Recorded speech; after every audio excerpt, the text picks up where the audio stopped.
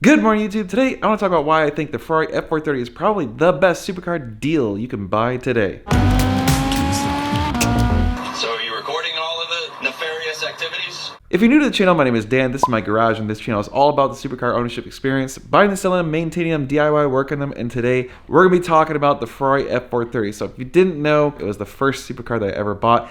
Not this one, but another one. I've done a lot of work on these cars. I have to say, they continue to impress me every time I work with them. They are an amazing car, really well designed, and frankly, they're just beautiful.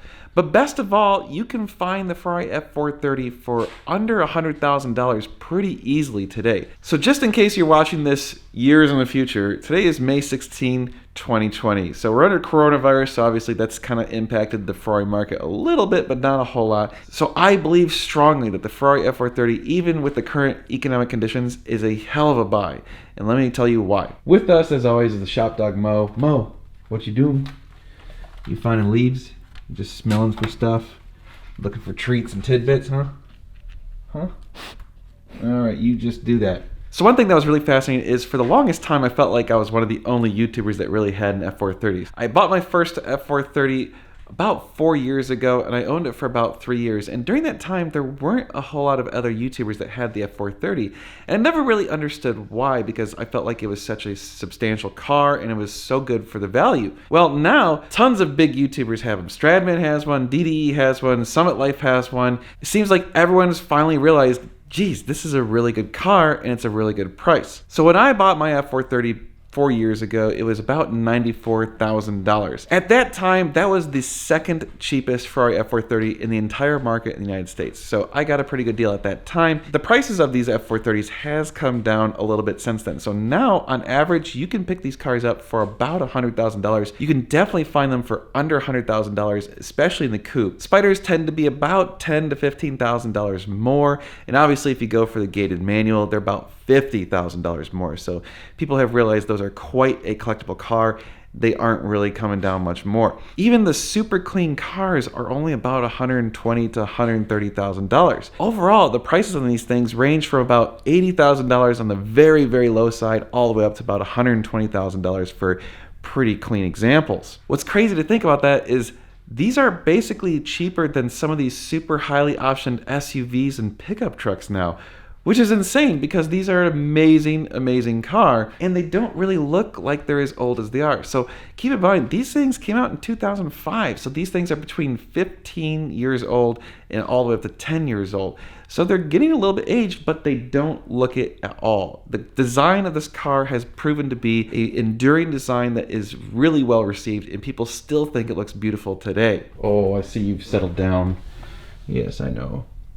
It's a hard life being a turd. Yep. Gotta sit there and hold the floor down.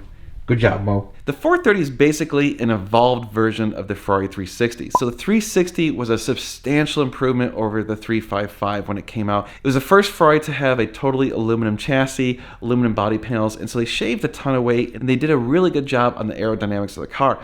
However, it was still using a similar engine design that had been around for a long time, so it still had timing belts and other things that made the maintenance on the car a little bit more heavy and more expensive. The F430 came out about 5 years after the first 360. They evolved the looks a little bit more, they improved the aerodynamics, they improved some other things, but most importantly, they made a totally brand new engine for this car. So it has the F136 block. The horsepower was bumped up from 400 horsepower in the 360 all the way up to 490 horsepower in the F430. So a substantial increase in horsepower. The torque was also bumped all the way up to about 350 foot-pounds. So this made this car considerably faster than the 360. Also, they tuned the transmission so it was a much faster shifting transmission and it's much more reliable. So obviously everything that they did in the car, they did a lot of effort making this car more reliable so that it would actually be a more enduring platform. The new engine was a 4.3 liter flat plane crank V8 producing 490 horsepower at 8,500 RPM, so huge red line. So 0 to 60 is about a 3.7 quarter mile time, is about a 12.2 at 121 miles an hour. It is not a slouch,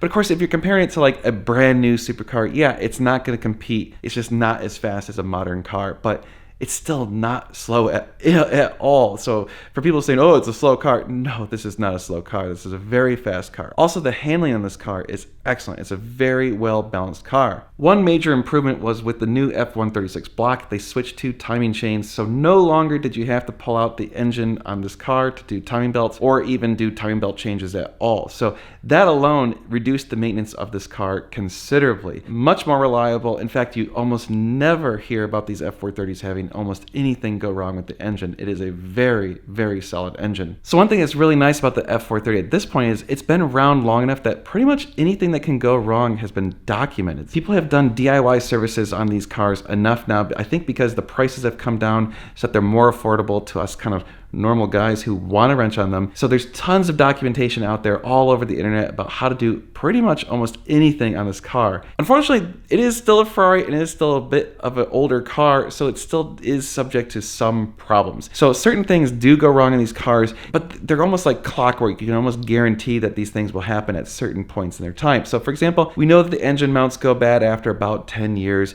We know that you do have wheel bearing issues if you really track the car hard. All the ball joints in these cars do tend to pit after a long time, so you will have to replace those. The taillights will kind of rattle apart, the side view mirrors get loose, the window regulators will sag, the leather will pull, the headliner will fall, you'll get sticky buttons. All these things are super common. They're all either cosmetic or simple problems that don't take a whole lot of effort to fix, so it's not like they're a big deal. You'll once in a while hear people complaining about the F1 system, the F1 being a problem. The reality is it's actually a very solid system and it doesn't have that many problems, especially when these cars get used frequently. So the problem arises when these cars sit around a lot. That's when you start having hoses rot or seals break. Next thing you know, the F1 system pukes out all of its fluid and then it's no longer working. Or another problem is that the F1 system requires a lot of electricity to run. It takes a lot of amps. So people have old batteries in these cars because they sit around a long time, and next thing you know, it's not shifting properly because it doesn't have enough amps to produce enough pressure to keep the hydraulic pressure up for shifting. Okay. Stupid fly. Another thing you once in a while will hear is about how the clutch doesn't last very long and the clutch is super expensive. Oh, that's it. Look at that. He was right on my hat. That fly is really persistent. The clutch life on this is actually pretty decent. It can last easily over 40,000 miles and even up to like 60,000 miles if the car is driven in the right way. With the F1 system, a lot of people don't really understand how to drive that system correctly, and next thing you know, you end up burning out the clutch too quickly. But the good news is it's really actually a pretty good clutch. It does last a decent while, and it's not that super expensive to change out compared to a lot of these other supercars. You don't have to pull out the engine, for example, to change out the clutch. Okay, so let's compare the 430 to some of the other supercars that might be considered that are in the similar price range plus or minus a bit. So the obvious one that comes to mind is the 360. So the Ferrari 360, the predecessor to this car. And the thing is, the 360 is a great car, but this is a better car in almost every way. Yes, this typically does cost more than a 360 by about $10,000 to $20,000, if not $30,000 in some cases. That's because you're getting a whole lot more car. So once you factor in all the maintenance that's going to be required on a 360 versus the 430, it's actually probably a wash, if not slightly more advantageous to own the 430 over the 360. Basically, they share a ton of the same parts. So if it goes wrong in the 430, it goes wrong in a 360, but then you have additional things that do break on the 360, and you'd have the timing belt. So even if nothing else goes wrong, you're still going to have a $5,000-ish service every 5 or so years. Factor in that the 360 is nowhere near as fast and not as nimble and doesn't have as much braking power, and suddenly it becomes a really obvious decision that this is a better car. Now, the only thing I can say is if you're one of those people that actually thinks the 360 looks better than the 430, which first of all, you're wrong, but second of all, if that's the case, well then, okay, that's the one justification I could see about why you'd want the 360 over the 430. Okay, so what if you want to spend more money and you want to go to a 458? Well, unfortunately, it's quite a substantial jump up in price. So 458s are about 50% more money than the F430s on average at this point. And granted, it is one hell of a lot more car. I would argue that that 50% increase is completely worth it. So if you have the money, I would say that the 458 is a better car than the 430 in almost every way. But for under 100 grand, you simply can't find 458s. In fact, the cheapest 458s you're gonna find are in about the 130 range, and usually that's because they have some sort of story. So typically they're in the 150 plus range if they're clean. Oh, I woke him up. He was sleeping, but as I started to walk over, he woke up. How you doing, buddy? Huh? You need some lovin's? Huh? You need some lovin's? Yeah. Oh, you look tired. It's because you got a long walk this morning. Yeah, you're a tired pup. Okay, so what about the Ferrari 550 or the 575? Well, those are, again, really good cars. You can find them in similar price points as the F430, although typically they're a little bit more. But there's a few problems. One, they didn't make nearly as many, so it's harder to find. And number two, it's a different type of car. So it is a grand touring car versus this is a mid-engine sports car. If you're open to that kind of difference of how the cars drive, then absolutely you should look into the 550s and 575s. But I'm going to say that for a true sports car, especially a mid-engine V8, it's just not the same thing. You're going to want this over the 550 or 575. So the only other Ferrari that kind of comes into a comparable price range is the Ferrari California, but again, that is a grand touring car. It is kind of a different concept. You can find Californias easily under $100,000, so they are in very similar price points, and arguably the California is a better car. It is actually faster. It's more reliable. It has the same F136 block as this car. Its performance is actually just a touch bit faster because of the dual clutch transmission. If it's not the style of car that you want, then it's not the right car because it is, again, a front engine grand touring car. Also, it's a 4-seat convertible, so that might not be what interests you. And I'm going to say that I don't think they're nearly as attractive. So I think this is a far better looking car than the California. And if you disagree with me, that's fine, you're wrong. And one other thing to factor in on the California is I do believe that they still have a substantial depreciation risk. So that car is not as loved. It's kind of unjustly unloved. But I think because of that, they're going to continue to go down in price for a little bit more. I think they're going to bottom out around like $60,000. I would be a little bit cautious about the depreciation in those. Not that you're going to lose a ton of money, but it's not going to hold its value like the 430. I think the 430 is effectively at the bottom of its depreciation at this point in time. Okay, what about some of the other brands that might be in similar price points? Well, let's start off with the Audi R8 because you could find those in the $100,000 price point and below pretty frequently. And the thing I'm going to say about it is it's an Audi. It's just, I personally, it just doesn't excite me. I think they're kind of a meh car. I know that's all opinion. Yeah, they're reliable. It's got German engineering, but when you drive them, it's just kind of boring. They just don't inspire you. They don't have the same passion and emotional experience that you get out of a Ferrari. Yeah, it's a great car. Those of you that like the R8 and you like its design, I don't. But if you do, great. That's something to consider. But I don't think they're as good as these cars, and they're not going to hold their value as well as these cars because they depreciate pretty hard. Okay, what about the Lamborghini Gallardo? Well, the Gallardos are pretty comparably priced in many cases, but I'm going to say, first of all, I kind of hate the styling of the Gallardo. I think it looks like something that a kid thinks a supercar should look like. They're just kind of too in your face. Totally an opinion on styling, and I'm not going to say that you're wrong if you disagree, because I get it. Like, they are attractive to many people.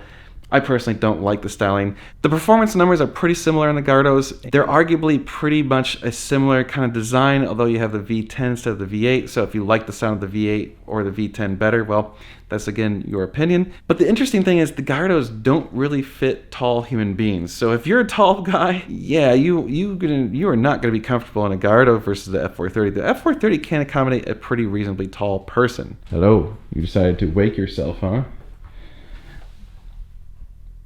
Got anything to say? Nope. The only other cars I could think of that came to mind were Aston Martins, which again, they're grand touring cars, so not really the same concept. And frankly, do you really want to deal with the trouble of dealing with the Aston Martin? And then the other one was the Dodge Viper. You can get those in similar price points, but again, it's just a kind of different concept. It's an American car that's kind of a muscle car that's sort of a sports car. And I mean, they're cool, but they're just not the same, and frankly, they have a truck engine in it. So, I mean, I'm not trying to crap on any of these cars. Look, all these cars mentioned are all amazing cars, but I'm just going to remain in my opinion, this is a better buy in almost every way. And there's one other huge advantage that you get about buying a Ferrari versus buying any of these other brands, which is buying a Ferrari gives you license to be a part of the Ferrari culture. You could join the FCA even as a non-Ferrari owner, but as a Ferrari owner, when you join the FCA, it's a little bit of a different experience. Having a Ferrari grants you access to a bit of a social experience that you can't get with any of these other brands. So the history and all of this surrounding culture of Ferrari stuff kind of makes its own entity that once you're an owner, you can choose to participate in it. And it's actually quite impressive. There's a lot of really interesting, fascinating, cool people that you get to meet, experiences that you can participate in, all sorts of cool stuff that you just can't get with these other brands. So basically, I think the F430 is done depreciating. I think it's a really amazing buy, especially under $100,000. It's really hard to beat that with almost any other car. Now, the reason I think it's kind of done depreciating is the F430s really can't cross the value of a 360. They would be completely stupid for the F430 to be worth less than a 360. Like, you would have to kind of be stupid to pay more for a 360 than an F430. And I'm talking about the base models. Obviously, if you get Challenge Stradale, it's a different story, but base model to base model, the 360 is just not as good of a car, so there's no reason that the 360 should ever be worth more than the F430. And it's not like the 360s were rare. They made a ton of 360s, and of course they made quite a few 430s. What's really interesting is that the 348s, the 355s, and the 360s have all been kind of creeping up over the last year to 2 years. So that suggests the F430, which has been slowly falling down and kind of flattening out, is about ready to hit the bottom and start going up. That's my belief. Obviously, I don't have any proof of the future, and I can't predict what's going to happen. That's what I think is going to happen, very likely. And he's finally settled in. Oh, Mr. Mo, you're a good boy. Yeah, you're a good boy. Oh, I know, you were so tired. It was such a long walk.